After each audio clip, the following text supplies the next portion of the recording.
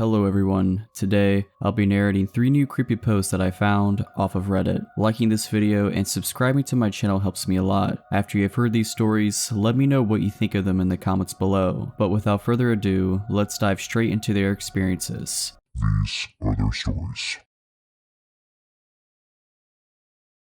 So I'm a 23-year-old female. I live in a townhouse with my 2 children, 2 and 6 months old. My fiance did live with us until 2 weeks ago when I caught him trying to have relationships with other women and made him move out. That's important to the story. I'm a stay-at-home mom, and when he did live with us, my ex worked evenings. Let me set the scene. We live in a tiny house in northern Pennsylvania. My line of townhouses sits in front of a big field that runs to a line of woods. As far as I'm aware, these woods stretch out for at least a few miles, and I'm not aware of any houses in there or any roads that lead through them. My living room has 3 windows that look to the field, and my bedroom on the 2nd floor only has 1 window that faces that way as well. People do tend to walk their dogs back in the field, and kids sometimes play back there, but I rarely ever see anyone close to my house. For that reason, I tend to leave my blinds and curtains open because I guess I just enjoy the view. So in July of 2019, I was laying in bed trying to fall asleep. All the lights were off, but I had my window and blinds open since it was so warm. I was looking out the window and I noticed small red and white lights just outside. I got up and looked to realize that the lights were coming from a drone. I ran downstairs to where my fiance at the time was sitting in the living room and ran to the window. I told him what I saw, but of course when he went to look, it was gone. I was paranoid that the drone could have had a camera on it and someone was watching me with it. I kept my blinds closed for a while after that. Fast forward to January of this year. I guess I stupidly got comfortable and assumed that whoever it was flying the drone was a one-time creep. My blinds were open and I had just gotten out of the shower. I was sitting on my bed pretty much naked except for my underwear, scrolling on my phone when out of the corner of my eye I saw lights again out of the dark window. It was that drone again. I ran out of the room and waited for a few minutes. I peeked back into my room and it was gone. I quickly shut my blinds and got dressed. Honestly, I felt sick at how stupid I was to leave my window open again, especially when I was practically naked. Now for the real disturbing part. My 2-year-old son and I were out in the field 2 weeks ago, 3 days after I kicked out my boyfriend playing ball. I had my 6-month-old strapped to me in a baby carrier. Probably about a half hour after we had been out there, I heard a slight whirring noise coming towards us. I looked up and saw the drone flying towards us. I looked around and didn't see anyone. It stopped right over us. I freaked and grabbed my son and dragged him into the house, looking back at the tree line every so often as we went. I knew they had to be hiding in there. I went inside, closed the blinds, and called my mom and told her about the situation. She told me just to keep an eye out. I said I would.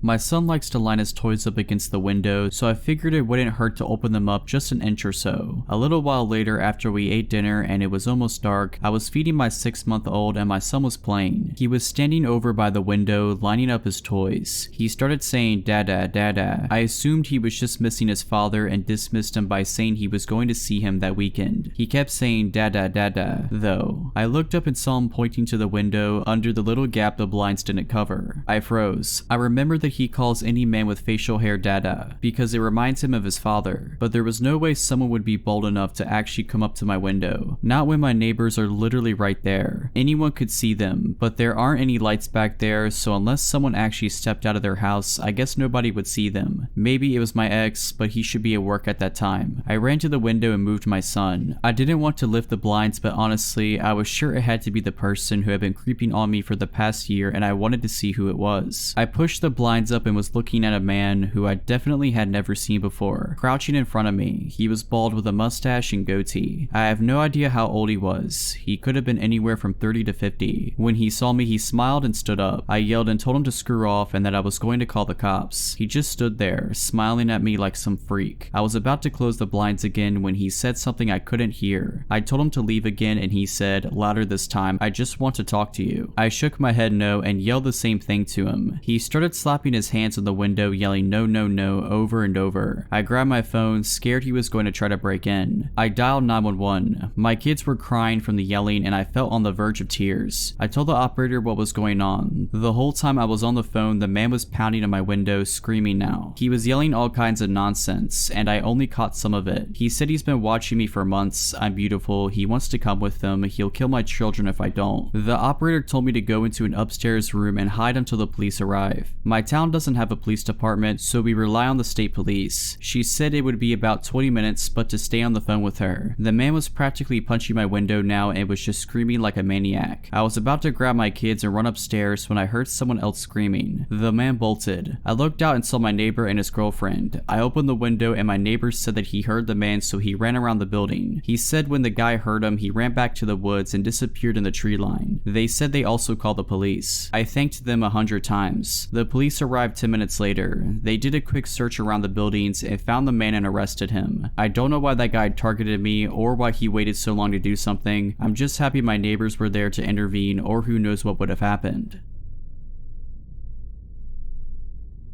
I was about 7 years old, my brother about 10. It was well past our bedtime when our mom woke up off the couch to put us to bed. Our dad worked construction out of town back then, so it was often just us three at the house for weeks at a time. Up the stairs and to the immediate right was our parents' bedroom. Going left put you in the middle of a hallway. Taking another left down that hallway led to my brother's room. The opposite end was my room, which was also across the hall from our upstairs bathroom. At either end of the hallway are window doors we always kept locked and rarely used. The door on my end led to a balcony overlooking our front yard, and the door on my brother's end opened to our back porch. The house kind of leans into a small hill. My brother and mom both had a habit of waking up in the middle of the night to use the bathroom. I only knew this because I was always a light sleeper and they just couldn't help flushing with the door wide open. This night, however, my brother stopped on his way to his room and came back towards the bathroom. I'm gonna try to pee before I go to bed. The past few nights I've been too afraid to walk to the bathroom. I keep seeing a man wearing stripes at the end of the hallway. I don't know if my mom wrote it off as my brother telling ghost stories to try to scare me, or if she was already half asleep and didn't catch it, but she didn't react at all to my brother's confession. I, on the other hand, was terrified by it. The fear of seeing a ghost like that at the end of the hallway or through the windows is the reason I started running from the stairs to my bedroom at night. Years later, when I was about 18, my mom and I were having a conversation in her car about a dog we had for a very short time when I was little. We were sharing stories about Max's tendency towards destroying my shoes and other unruly behaviors when my mom blurted out, "Do you remember that time I opened the front door for the cops and Max ran inside to the kitchen and started tearing open that big bag of dog food we had?" This really caught me by surprise because in all the years I lived in that house, we never once called the cops. Gun owner family in a quiet rural West Virginia neighborhood, etc. I asked her what she was talking about and she looked equally surprised as if she had just revealed something by accident. "Oh, that's right. I never told you because you were too young at the time. One night, I woke up hearing noises outside my window, and when I looked, I saw a man staring into my bedroom." She went on to describe how turning on the lights caused him to take off running and how she grabbed my dad's pistol before calling the cops. I can't remember all the details I gave them when they showed up. Tall white male, wearing a striped shirt and jeans, short dark hair, something like that. They said it matched the description of a man they were looking for in the area. It turns out he had escaped from jail on a murder charge. Now, I know it sounds so obvious hearing those two stories back to back, but it wasn't until a few years ago in my mid-20s that I pieced together that my brother had unknowingly warned us about a murderer who spent multiple nights casing our home.